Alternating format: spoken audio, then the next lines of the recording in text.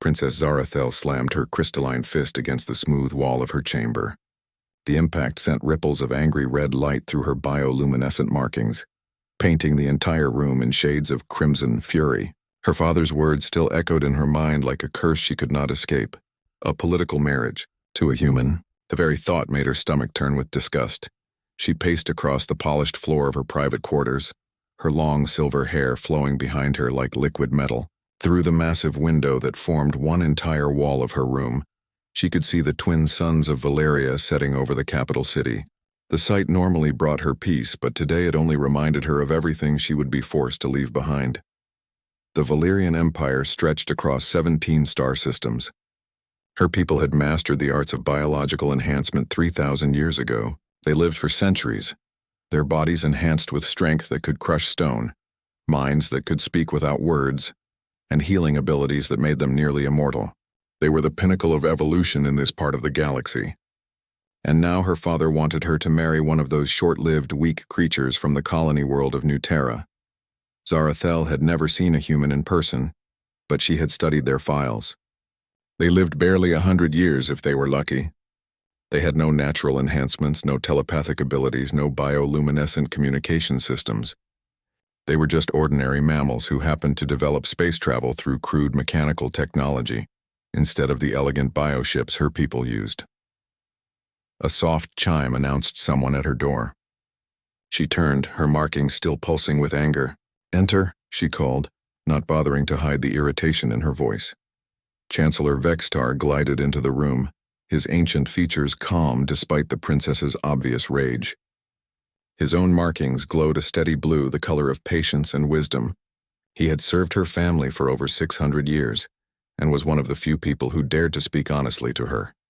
"Still unhappy about the arrangement, Your Highness?" he asked, settling into one of the floating chairs near her bed. "Unhappy?" Zarathel spun to face him, her eyes blazing. "I am furious, Chancellor. Father is asking me to bind myself to an inferior species for the sake of politics. These humans have nothing to offer us. They are weak, short-lived, and primitive.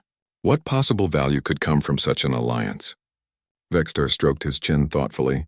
His markings shifted to a gentle purple, the color he used when he was about to share difficult truths. "Perhaps, Princess, that is exactly why your father chose this path. The Devourer fleet grows stronger every day. They have already consumed 12 worlds in the Outer Rim. Our traditional allies grow nervous and some whisper of surrender. And how exactly do these humans help us against mechanical destroyers that can tear apart our bioships?" she demanded. "Intelligence reports suggest they have been surprisingly effective against Devourer scouts," Vextar replied carefully. "Their crude weapons somehow penetrate Devourer armor that our energy weapons cannot touch. Their tactics are unpredictable. Even our military analysts cannot understand their battle strategies, which means the Devourers likely cannot either." Zarathel paused in her pacing. She had not heard these details before. "What do you mean unpredictable?" "Last month, a single human frigate destroyed 3 Devourer battleships. According to our sensors, it should have been impossible. The human ship was outgunned, outarmored, and outnumbered, yet somehow it succeeded. Our best military minds have studied the battle recordings for weeks and still cannot explain how they achieved victory." The princess stopped pacing and stared out at the darkening sky. "1 ship against 3 battleships? That does sound unusual. Your father believes that alliance with humanity might provide advantages we do not yet understand. Sometimes, Princess, strength comes in forms we do not expect." Vextar's markings shifted to warm gold. "Besides, the marriage ceremony is merely a formality. Once the treaty is signed, you can return to Valeria and resume your normal life. You need never see the human again if you choose." Zarathel sighed, her anger finally beginning to fade. Her markings shifted from red to a dull orange. "I suppose I have no choice in the matter. Father has made his decision and I am bound by duty to obey, but I want it understood that I go to this wedding under protest. I will perform the ceremony as required, but I will not pretend to be happy about it." "Of course, Your Highness. The shuttle departs for Concordia Moon tomorrow at dawn. The ceremony will take place in 3 days, giving you time to meet with the other diplomatic representatives before the main event." "What is the human's name?" she asked reluctantly. "Captain Marcus Chen. He serves as a military liaison for the New Terra colony. The reports indicate he is considered quite capable by human standards." "Human standards?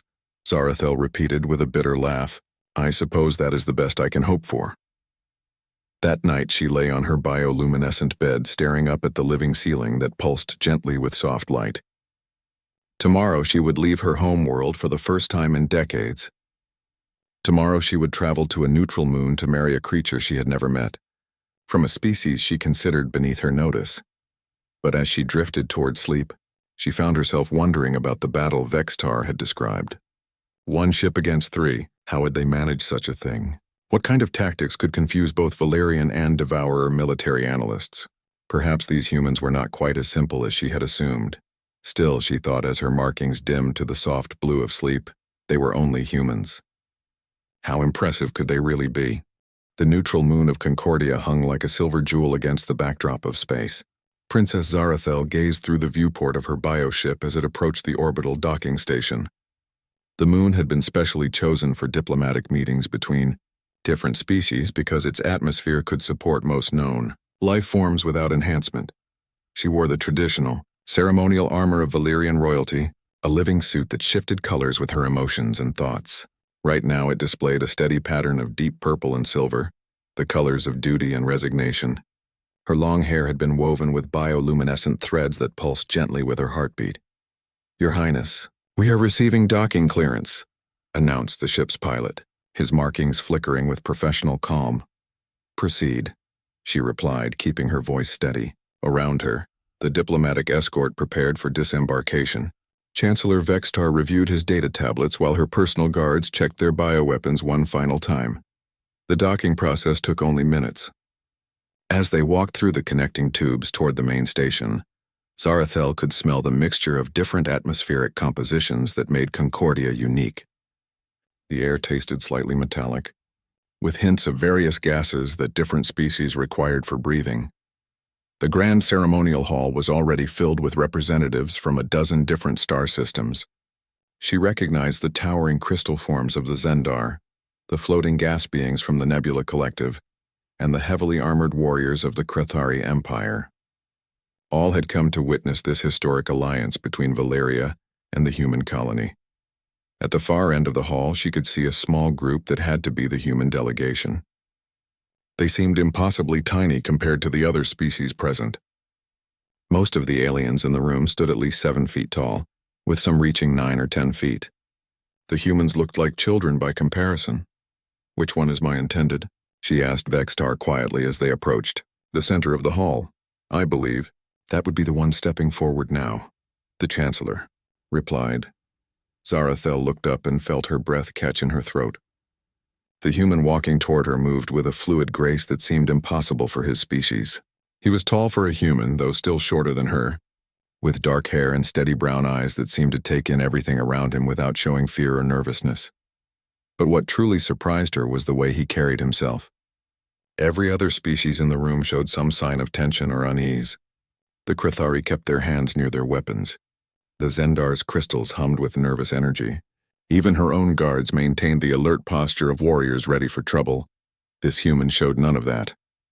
He walked with the relaxed confidence of someone completely comfortable in his surroundings, despite being surrounded by beings who could crush him without effort. His uniform was simple and practical, without the elaborate decorations that most species use to display rank and power. Your Highness, he said as he approached, his voice calm and respectful. I am Captain Marcus Chen. It is an honor to meet you. To her complete shock, he did not bow or prostrate himself as every other species did when meeting Valyrian royalty.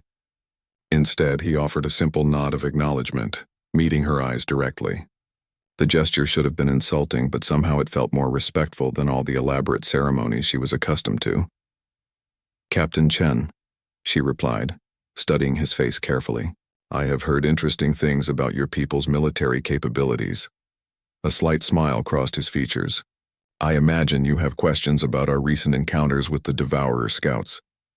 I would be happy to discuss our tactics, though I suspect our methods might seem unconventional to most military minds. Unconventional is one way to describe defeating 3 battleships with a single frigate, she said.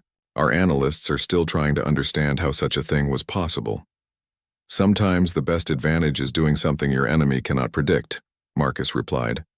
The Devourers are machines, They calculate probabilities and choose optimal strategies, but they struggle with choices that make no logical sense from their perspective. Before Zarathel could respond, a commotion erupted near the entrance to the hall. A group of Krathari warriors had apparently been drinking their traditional war brew and were now discussing humans in voices loud enough for everyone to hear. "Look at them," one of the warriors was saying, his massive frame swaying slightly. "Tiny, weak creatures who think they can stand with real warriors. No natural weapons, no armor plating, no enhanced strength. They should be servants, not allies." Zarathel felt her markings shift toward orange with embarrassment for the diplomatic situation. The Krathari were important allies, but their behavior was completely inappropriate. She started to step forward to address the situation, but Marcus placed a gentle hand on her arm. "Allow me," he said quietly. He walked calmly toward the group of intoxicated warriors. Zarathel watched with growing alarm as he approached beings who were each twice his size and armed with weapons that could cut through armor plating. "I couldn't help but overhear your discussion about human weakness," Marcus said in a clear voice that carried throughout the hall. "Perhaps you would be interested in a demonstration."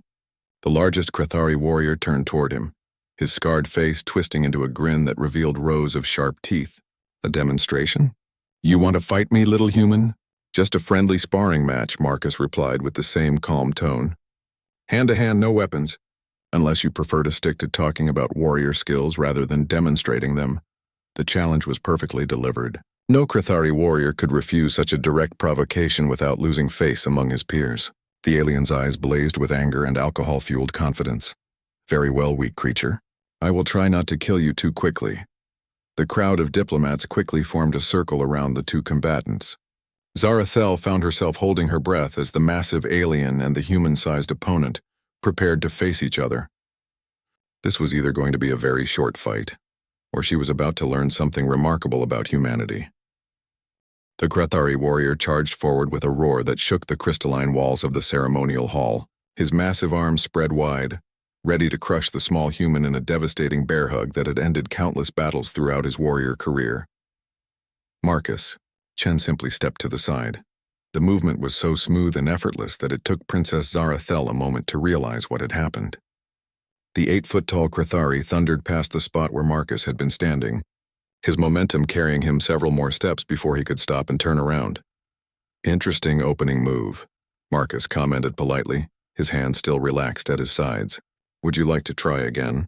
The alien warrior's face flushed darker with embarrassment and rage. His fellow Krathari were no longer laughing. This time he approached more carefully, his clawed hands reaching out to grab the human, but every time he lunged forward, Marcus was somehow not quite where he expected him to be. Zarathel watched in fascination as the human moved like water, flowing around the alien's attacks without seeming to exert any effort. He never appeared hurried or desperate.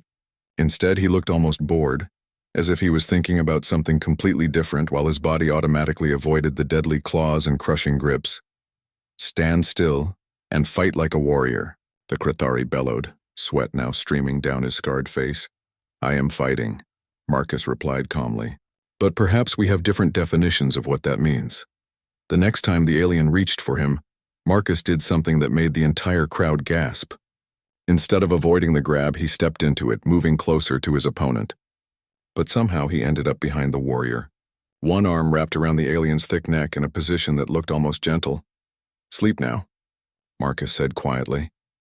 The massive Krathari struggled for perhaps 3 seconds before his eyes rolled back and his body went limp. Marcus lowered him carefully to the ground, checked his pulse, and then stood up, brushing imaginary dust from his uniform. "He will wake up in a few minutes with nothing worse than a headache," Marcus announced to the stunned crowd. "I suggest someone get him some water and something to eat. Alcohol and combat do not mix well." The other Krathari warriors stared at their unconscious comrade in shock. Their champion, who had defeated warriors from a dozen different species, had been taken down by a human who barely came up to his shoulder. And the human had done it without showing anger, without causing permanent harm, and without even breathing hard. As Marcus walked back toward the princess, the hall erupted in quiet conversations. Representatives from different species were suddenly very interested in discussing human combat techniques and alliance possibilities. "That was impressive," Zarathel said as he rejoined her. Her armor was now displaying patterns of bright gold and silver, colors she had never seen it produce before. I have never seen anyone defeat a Krathari warrior so efficiently. Efficiency is important when you are smaller and weaker than your opponent, Marcus replied. We humans learned long ago that the strongest fighter does not always win. Sometimes victory goes to the one who thinks more clearly or adapts more quickly to changing circumstances. Over the next 2 days, as the pre-wedding diplomatic festivities continued, Zarathel found herself spending more and more time talking with Marcus. What had started as polite conversation between future spouses had evolved into genuine, intellectual curiosity. She discovered that he had taught himself to speak 17 different alien languages in the 6 months since learning about the marriage arrangement. When she asked how this was possible, he explained that humans had an unusual capacity for pattern recognition and linguistic adaptation. Most species develop one primary communication method and stick with it, he told her as they walked through the station's observation deck, watching the stars wheel slowly past the windows. But humans have always been natural mimics. We copy sounds, patterns, behaviors, technologies. We take what works and make it our own.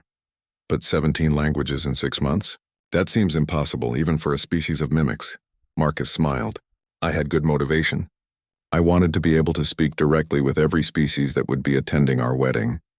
Seemed rude to expect everyone else to use translators while I stuck to my native language. That evening, there was a crisis in the station's main engineering section. The biomechanical fusion reactor that powered Concordia had developed what the Zendar engineers called an impossible resonance pattern. The crystalline beings were the acknowledged masters of energy manipulation, but they stood around the reactor core looking completely baffled. The harmonic frequencies are completely wrong, the chief engineer explained to the assembled diplomats. According to our calculations, this pattern should not be able to sustain itself, yet somehow it is growing stronger instead of dissipating. Marcus studied the energy readouts for several minutes while the alien experts discussed possible solutions. Finally, he asked a question that made everyone stop talking. What if the resonance is not a malfunction? What if something is deliberately creating this pattern? The Zendar engineer's crystal form pulsed with confusion. Deliberately creating? But what purpose could such a pattern serve? It accomplishes nothing except destabilizing our power systems.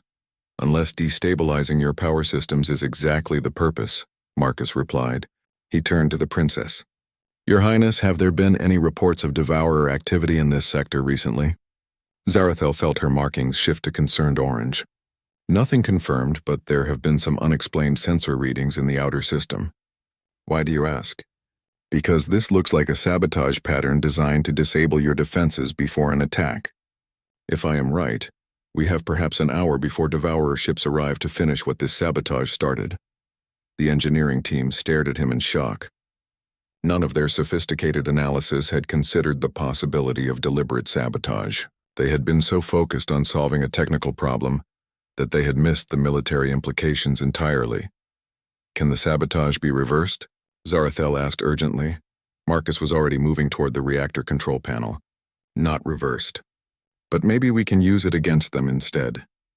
The first devourer ships appeared on Concordia's sensors exactly 57 minutes after Marcus had identified the sabotage pattern. Princess Zarathel stood in the station's command center, watching the tactical display with growing alarm as more and more red dots materialized from hyperspace.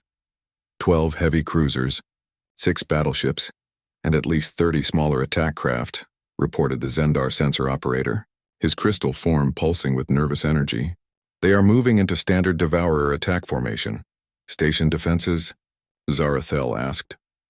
Minimal, admitted the station commander, a veteran Krathari officer whose scarred features showed decades of combat experience.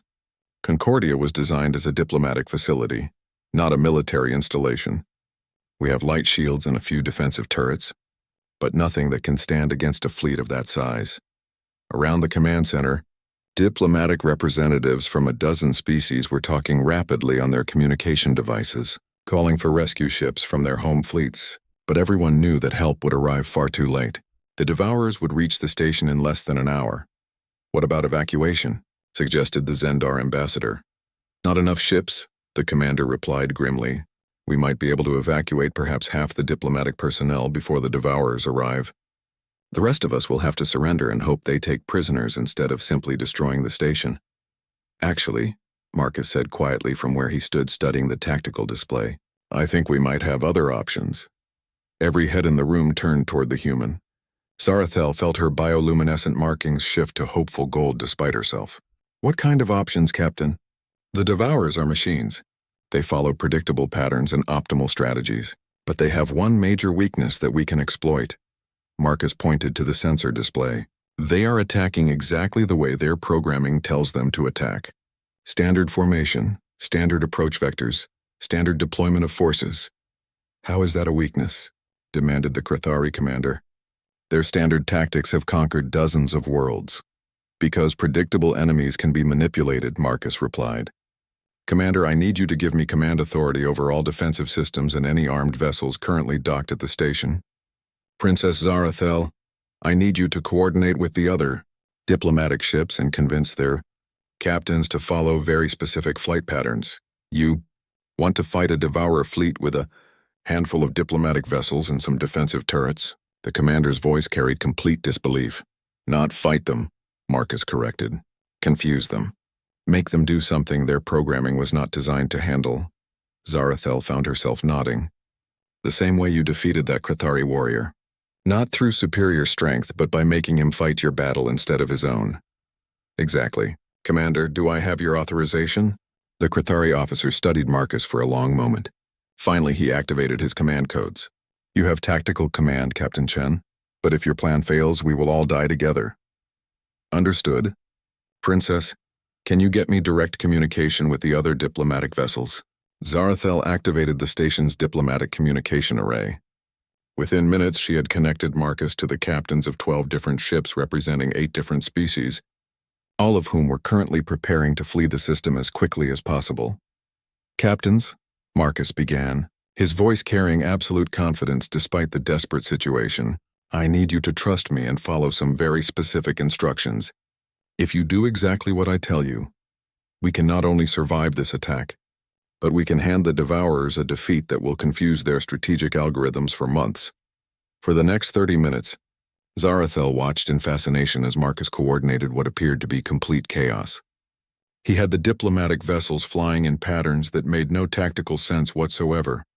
Some ships flew directly toward the approaching Devourer fleet before suddenly veering away. Others seemed to be running in random directions with no coordination at all. What is he doing? Chancellor Vextar asked quietly. This looks like panic, not strategy. I think that might be the point, Zarathel replied, watching the tactical display. Look at the Devourer formation. They are starting to split up.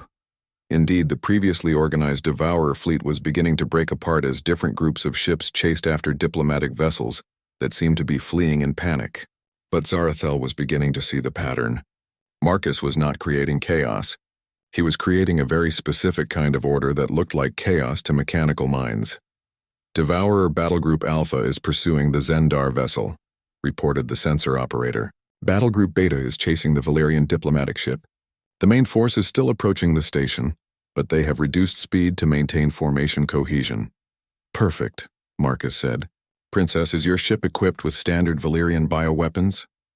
Of course, but they are designed for ship-to-ship combat, not station defense. Excellent. I need you to have your ship target the lead Devourer battleship with everything you have. Not to destroy it, but to damage its sensors and communication arrays. That will only make them angry, protested the Krithari commander. No, Marcus replied with a slight smile. It will make them predictable. The next few minutes were controlled chaos. Marcus had turned Concordia's defensive strategy into something that looked like a panicked retreat, but was actually an elaborate trap. Every time the Devourers tried to organize a proper attack, one of their targeted ships would lead them into a position where station defenses or other diplomatic vessels could strike at their weak points. They are starting to make mistakes, Zarathel observed, watching the tactical display. Look, that cruiser group just fired on their own support ships by accident. Their coordination algorithms are breaking down, Marcus explained. They were programmed to fight organized resistance, not chaotic individual actions. We are forcing them to respond to situations their programming cannot properly analyze, but the most impressive moment came when a Devourer boarding party managed to break through the station's docking bay defenses. 30 mechanical warriors, each one armed with weapons that could cut through heavy armor, poured into the corridors between the command center and the civilian areas. They are heading for the main civilian shelters, the commander reported grimly. Our security forces cannot stop that many devourers in close combat. Marcus was already moving toward the door. Keep coordinating the fleet actions. I will handle the boarding party, Captain. You cannot fight 30 devourers alone, Zarathel called after him. He paused at the doorway and looked back at her with that same calm confidence she had noticed when they first met. Your Highness, I am not going to fight them. I'm going to make them fight each other. 20 minutes later, Marcus returned to the command center with scorch marks on his uniform and a satisfied expression on his face. Behind him, the station's security chief was shaking his head in amazement. Report, Princess Zarathel requested, though she could already see from the tactical display that the Devourer boarding party was no longer advancing toward the civilian areas. The boarding party has been neutralized, Marcus replied calmly. I convinced them to attack each other by hacking their communication network and sending false target identification signals. Mechanical minds have trouble distinguishing between ally and enemy when their sensors are providing conflicting information. He turned their own coordination systems against them, the security chief added, his voice filled with admiration. 30 Devourer warriors destroyed each other in less than 15 minutes, and he never fired a single shot. Zarathel stared at Marcus with something approaching awe. In the space of 3 days, she had watched him defeat a Krathari warrior through superior technique, solve an engineering problem that had baffled expert technicians, organize a successful defense against overwhelming odds, and neutralize a deadly boarding party through pure cleverness. The remaining Devourer fleet is withdrawing, reported the sensor operator. Their attack coordination has completely broken down. Several of their ships are actually firing on each other. They will need weeks to analyze what happened here, Marcus explained to the assembled diplomatic representatives. Their strategic algorithms will be trying to understand how they lost a battle they should have won easily. That confusion will make them hesitant to attack other targets while they recalculate their approach. As the immediate crisis passed, the diplomats began talking excitedly about what they had witnessed. Representatives from species that had been fighting losing battles against the Devourers were suddenly very interested in learning more about human tactical methods. But Zarathel found herself thinking about something much more personal. She had spent 200 years believing that strength came from enhanced biology, advanced technology, and superior firepower. In 3 days, one human had shown her forms of strength she had never imagined. That evening, as the station repair crews worked to fix the damage from the battle and the diplomatic staff prepared for the wedding ceremony the next day, Zarathel found Marcus alone on the observation deck, watching the stars. I owe you an apology, she said as she joined him at the viewing window. For what? He asked, genuinely puzzled. For assuming I understood what humanity had to offer. I thought your people were weak because you lack biological enhancements. I thought you were primitive because your technology is different from ours. I was completely wrong, Marcus smiled. You are not wrong about the biological enhancements or the technology. Humans are physically weaker than most species, and our technology is often less advanced. But weakness and primitiveness are not the same thing. Sometimes our limitations force us to find better solutions. Is that why you are so adaptable? Because you have to be? Partly, but I think it goes deeper than that. Humans have always been curious about everything around us. We want to understand how things work, why people behave the way they do, what makes systems succeed or fail. That curiosity makes us good at finding unexpected connections and unconventional solutions. Zarathel was quiet for a moment, watching the distant stars and thinking about everything she had observed. Finally, she turned to face him directly. Marcus, I have a proposition for you. Instead of a simple political marriage that we both endure for the sake of our governments, what would you think about a true partnership? What kind of partnership? I can offer you access to Valyrian biological enhancement technology. Imagine what human adaptability and creativity could accomplish with enhanced physical capabilities and extended lifespans. At the same time, you could teach our people your approach to problem-solving and tactical thinking. Marcus looked intrigued. You are talking about combining our strengths instead of just signing a treaty. Exactly. Joint research stations, combined military training programs, shared educational exchanges. We could create something new that is stronger than either of our civilizations alone. And our marriage? Zarathel felt her bioluminescent markings shift to a warm golden pattern she had never seen before. I find that I would very much like to get to know you better, Captain Chen. Not as a political necessity, but as a person. Would you be interested in exploring that possibility? I would be honored, Your Highness. The wedding ceremony the next day was unlike anything the diplomatic community had ever witnessed. What had begun as a simple political arrangement had transformed into something much more significant. Representatives from dozens of species attended not just to witness an alliance, but to see the birth of a new kind of cooperation. As Zarathel and Marcus exchanged vows, her bioluminescent markings began to pulse in perfect rhythm with his heartbeat. The Valyrian scientists in attendance whispered among themselves in amazement. Such synchronization had never been recorded between a Valyrian and any other species. It appears, Chancellor Vextar murmured to the Valyrian delegation, that we may have underestimated these humans in more ways than one. After the ceremony, as the newlywed couple received congratulations from the assembled diplomats, intelligence reports were already being transmitted across the galaxy. Other alien empires were suddenly very interested in learning more about human capabilities and alliance possibilities. So what happens now? Marcus asked as he and Zarathel stood together, watching the various diplomatic ships prepare to depart Concordia. Now we build something new, she replied. Joint military academies where Valyrian physical enhancement meets human tactical innovation. Research stations where our biological technology combines with your adaptive problem solving. Cultural exchange programs that teach both our peoples to think in new ways. And personally, Zarathel smiled, her markings shifting to patterns of gold and silver that seemed to dance in harmony with his presence. Personally, I think I would like to learn everything I can about being married to the most interesting human in the galaxy.